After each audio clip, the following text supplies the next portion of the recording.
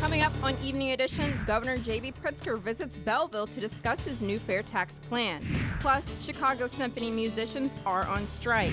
And Vice President Mike Pence visits flood parts of Nebraska. Live from Southern Illinois University, you're watching River Region Evening Edition. Governor J.B. Pritzker visited the River Region yesterday to discuss his new fair tax plan. Good evening, I'm Jacob Gordon. And I'm Diamond Palmer. The governor joined 9 Metro East mayors to advocate for his tax plan that would give relief to taxpayers and ensure the wealth pay their fair share. Under the fair tax, everyone who earns up to $250,000 per year will get tax relief. That's 97.3% of Illinoisans. In some cases, this deduction will be modest, and in some cases, especially for working families with children, it will amount to hundreds of dollars per year. The fair tax plan would also include a 20% increase in the property tax credit and a new $100 per child tax credit. Any change to the state's current tax plan will require a constitutional amendment. The governor has set up a tax calculator for taxpayers to see how they would fare under his proposed tax plan on the bottom of your screen. The governor also announced yesterday that more than 40,000 employees at the Illinois Department of Human Services will get long overdue pay raises. Union officials and the governor announced the agreement, which would also provide back pay. Pritzker's office says the rate increase will take effect April 1st. The back pay should be distributed by the fall. And you no longer have to wait for the nice weather or be a professional golfer to play on PGA courses. SI Golf Complex in Murfreesboro is offering golfers a chance to play on some of the world's most famous courses with virtual reality. The simulator offers 150,000 courses and a driving range. The simulation is open to the public by reservation, and up to 4 people can play a round of golf.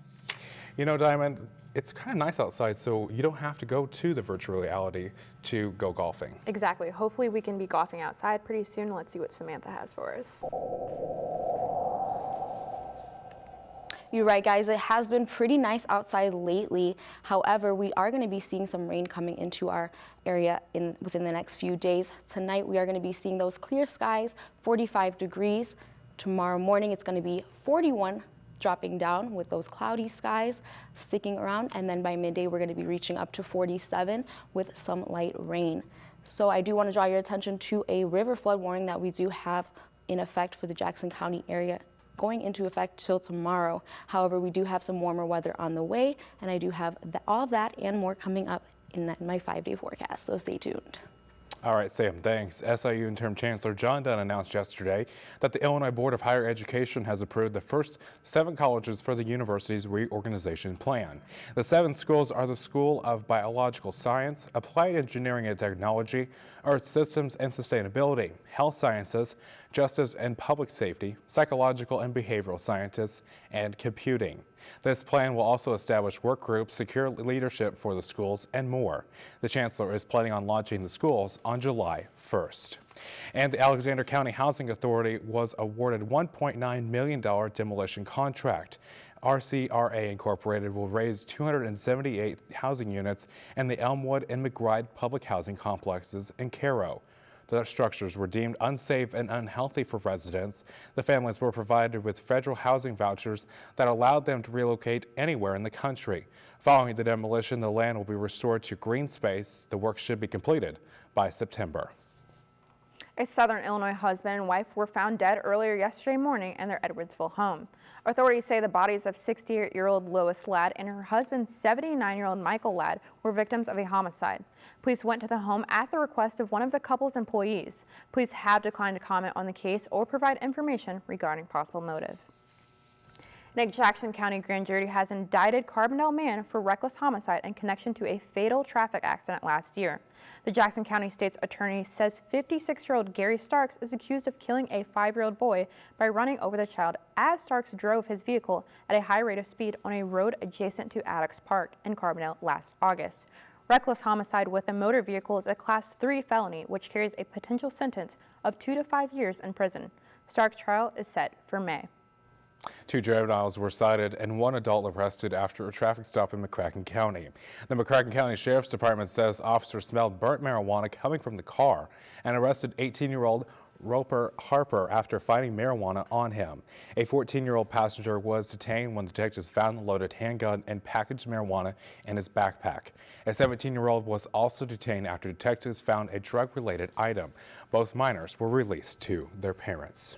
And a Chicago teen is being hailed for his bravery after he used a broom to scare off a dog that went after his 7-year-old cousin. Yes, the incident was caught on surveillance camera. Eric Horn reports. It was a terrifying encounter with an angry canine. The relentless attack on a family's front steps, seemingly unending. The dog tried to bite me. There you go. Were you scared? 7-year-old Carl and his cousin Jamal say it happened this morning in the Englewood neighborhood as Carl and his young relatives were about to leave for school. The dog, which may have been a pit bull, latching on to Carl's backpack. The 50-pound first grader trying his best to escape.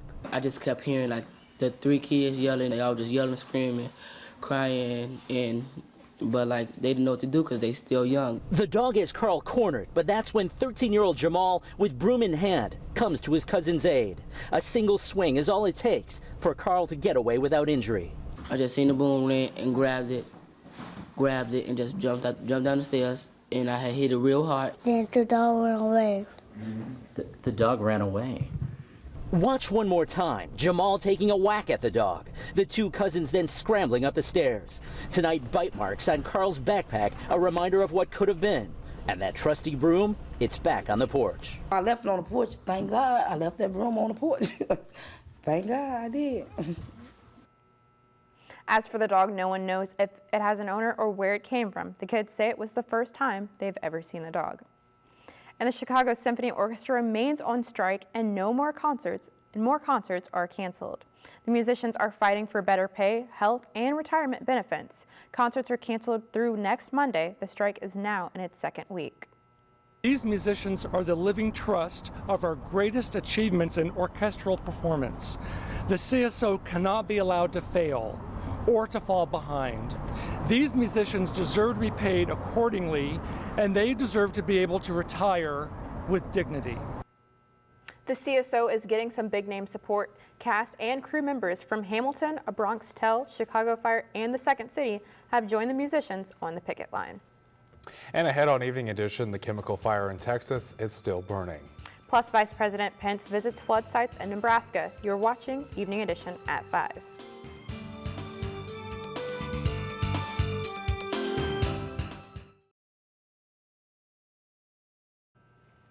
Welcome back. 2 people are dead and others injured after a commercial bus crash on Interstate 95 in Prince George County this morning.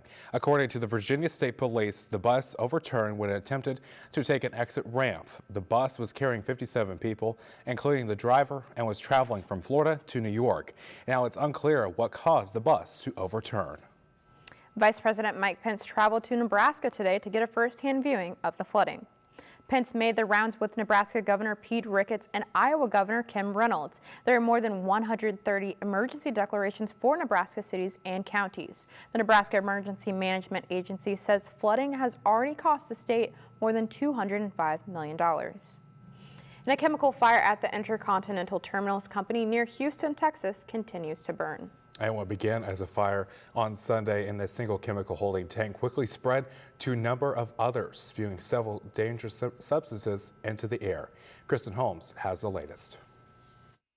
Plumes of heavy black smoke filling the air in suburban Houston. The fire did intensify overnight as a fire at a petrochemical storage facility rages on. Tanks filled with gas, oil, and other chemicals ablaze since Sunday, with no end in sight.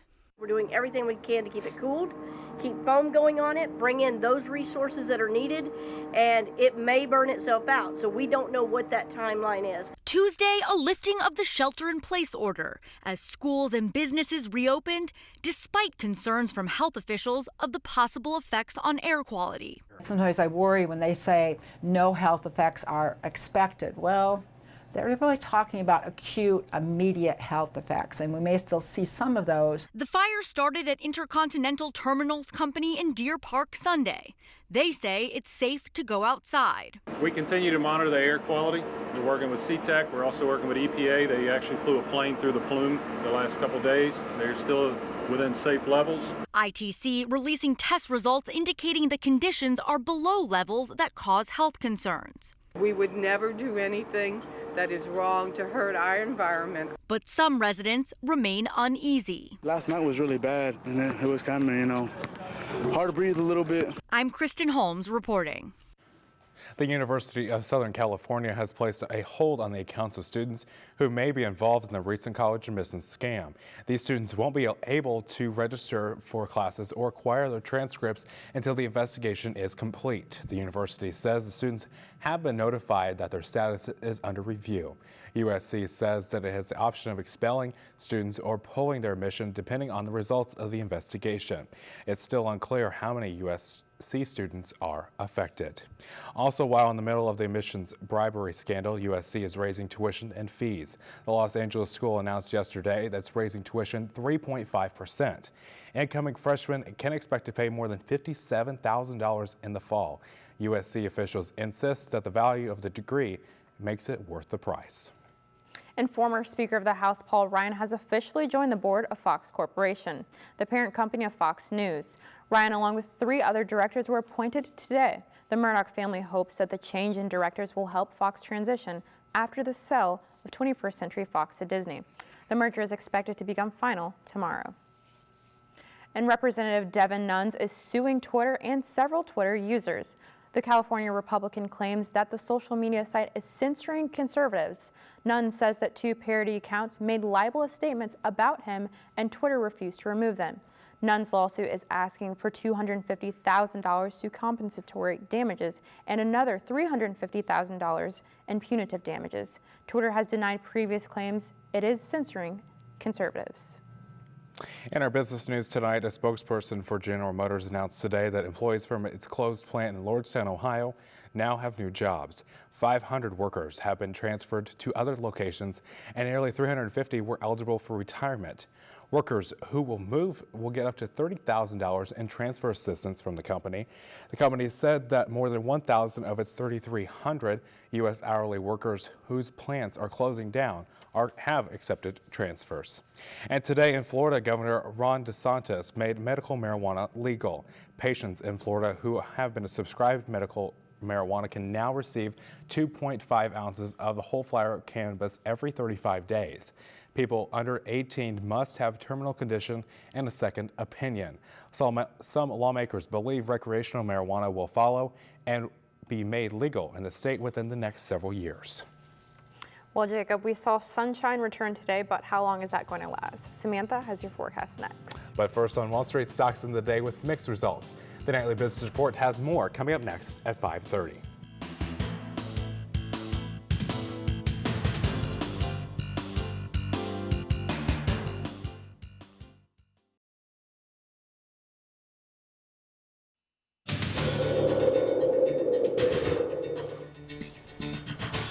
Welcome back to River Region Evening Edition. I'm Samantha Soto. As you can see today, we do have a viewer photo sent in courtesy of Illinois Department of Transportation overlooking Miller City, Illinois. As you can see, parts of the river are starting to overflow these streets. So that is something that we want to be alert of. However, as you can see right now, it is partly cloudy skies out there, 58 degrees. Dew point is at 28, humidity 32%. Our wind is coming in from the southeast at 6 miles per hour, and our barometer reads 30.32. As for our almanac today, you can see that we did reach our average high of 58 today, but we were 4 degrees warmer than our average low of 36. We were at 40 for our low today. However, we did not see that the record high of 83 set in 1982, nor that record low of 6 degrees set in 1923. Taking a look at our temperatures across the region, as you can see, it was a pretty warm day all across our region. Carbondale 58, Marion 57, Waterloo was up at 56, Cape Girardeau down at 59, Paducah 58, and sunny and Evansville was our lowest at 54 degrees. Taking a look at our temperatures across the nation, as you can see, most of our region was experiencing temperatures in that 50 to almost 60 degree range, which is pretty nice for this time of year. Taking a look at our surface map, however, I will draw your attention to our area. You will see that we do have a little bit of rain coming into our area that will be affecting us, and we will be continuing to see that rain within the next few days. However, tonight we are going to be seeing 40 degrees, cloudy skies. It's going to be overcast out there. Wind gusts up to 10 miles per hour coming in from the east, starting at 8 miles per hour with our sun setting at 7:07. As for tomorrow at that bus stop, if you do have any morning classes, you're going to want to be prepared to dress for it because we will be seeing a little bit of rain, so make sure you have your rain jacket, umbrella, anything like that to stay dry. Our temperature is at 42. Our wind is coming in from the southwest at 9 miles per hour. Taking a look at tomorrow, we will be reaching 50 degrees. We'll be seeing a 70% chance of rain. However, it won't be anything too heavy, pretty light rain. Our wind will be up to 20 miles per hour coming in from the southwest, starting at 13 miles per hour. Our sun is rising at 7 a.m. As for tomorrow night, we will still be having that chance of rain, 40% chance of rain tomorrow night. We'll be seeing those showers earlier on in the night. Our wind gusts are coming in from the west at 8 miles per hour, and our sun is setting at 7:08 p.m. Now, taking a look at that 5-day forecast, you will see that tomorrow we are going to be seeing that rain, like I said, 50 degrees for the high, 39 for the low. Thursday, 51 with some cloudy, partly cloudy skies. Friday, we're going to be up to 58 degrees with some sunny skies, 59 on Saturday, and Sunday up to 62 with some rain, however. So although we are warming up quite a bit, we do have that rain that is coming with us. So and tomorrow is the first day of spring, so we'll get to see those spring showers for sure. Excited for that. That's for sure. Exactly. All right, thanks, Sam. And now here's Ryan Davis with a preview of what's coming up next in sports. Ryan? We're back, sports fans, so get pumped as the Salukis take on Sister University Edwardsville. When you ask, right now. And afterwards, the 2020 Olympics hit a bit of a bump. More on that when we return for Evening Edition Sports.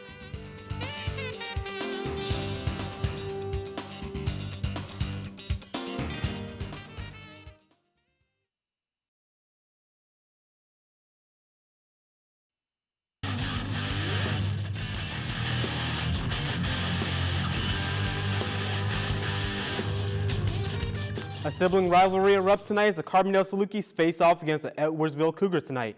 First pitch was thrown at 4 p.m. and the current score is 3-2 in the top of the fifth, with Carbondale ahead. The Salukis are looking to build on a 7-1 home record tonight and a 10-8 season. Check out SIUSalukis.com for more live stats. And Saluki softball takes to the air as they face off against the SEMO Redhawks tomorrow in Cape Girardeau for their annual matchup. In last year's face-off, the Salukis pulled off a 2-1 win against the Hawks. First pitch will be at 3 p.m. And the Chicago Bulls played with fire last night, but they didn't get burned. Coming off a 5-game losing streak, the Bulls blew past the Suns with a 116-101 win. The bench showed a pulse as the reserve players, led by Cristiano Felicio, took off in the first 6 minutes of the fourth, keeping the lead 12 points ahead. The Bulls prepare to take on the Washington Wizards tomorrow. Tip-off is at 7 p.m. And it was a closer game on the hockey side for Chicago as the Blackhawks took on the Vancouver Canucks. The Canucks were tearing up the ice, keeping the Blackhawks at bay 2-1. In the last seconds of the third period, Chicago managed a last-minute goal, tying the game and sending it into overtime. The Canucks ultimately took home the win as Bo Horvat skates circles around the Blackhawks defense to score the winning goal. Chicago's next game pits them against the Flyers. Puck drops it Thursday at 7:30. And with a little over a year until the Tokyo Olympics in 2020, the president of the Japanese Olympic Committee, Tsunekazu Takeda, has announced he will step down from his position in June. This is amid recent allegations of bribery in the 2020 Olympics bid, which Tokyo ultimately won. The 71-year-old ex-president says his resignation has nothing to do with the investigation. He said, quote, "I believe it is right to leave it to young leaders of the next generation to pave the way for the new era." And Steph Curry continues to dominate the court as he makes our play of the day. End of the first quarter, time running out, and Curry launches a shot from his own three-point line. From 3/4 of the court, he banks it in, ending the quarter on a high note. Despite Curry's super shot, the Warriors will still lose the game to the Spurs. And this year, 8-year-old boy's love for the game of chess will be his family's ticket out of a homeless shelter. After only a year of practice, Tani Adewumi was crowned New York State chess champion for his age group. The young boy's coach set up a GoFundMe after Adewumi won the championship. And because of the donations, his family is finally moving into an apartment. Adewumi's family has lived in a shelter since fleeing their homeland of Nigeria in 2017. I just think that's a very beautiful story. I'm very glad for Adewumi and his family that they finally got a home. It's definitely a beautiful story. Thanks. When is the rain heading into our region? Sam has a final check of the forecast next. But first, as we head to break, be sure to follow us on social media at River Region News and check out our website for more local content. We'll be right back.